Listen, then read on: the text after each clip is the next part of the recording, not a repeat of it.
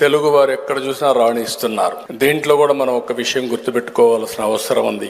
ఏదైతే 96లో నేను ముఖ్యమంత్రి అయ్యాను, అప్పటికే పివి నరసింహారావు గారు మన తెలుగు బిడ్డ ముఖ్యమంత్రి అయ్యి ప్రధానమంత్రి అయ్యి ఆర్థిక సంస్కరణలకు నాంది పలికారు. దేశానికి దశ దిశ చూపించిన వ్యక్తి పివి నరసింహారావు గారు. అతను కూడా ఈ తెలుగు బిడ్డ అని చెప్పి కూడా నేను మీకు తెలియజేస్తున్నా. సెకండ్ జనరేషన్ రిఫార్మ్స్ కి శ్రీకారం చుట్టాను. ఐటీకి ప్రాధాన్యత ఇచ్చాను. చాలా మంది ఎగతాళి చేశారు. ఐటీ తిండి పెడుతుందా అన్నారు. సెల్ ఫోన్లు ప్రమోట్ చేస్తే సెల్ ఫోన్లు ఏమైనా ఉపయోగమా అన్నారు. కానీ ఈ రోజు చూస్తే నాలెడ్జ్ ఎకానమీలో తెలుగు జాతి ఫస్ట్ మూవర్ అడ్వాంటేజ్ తీసుకున్నాం.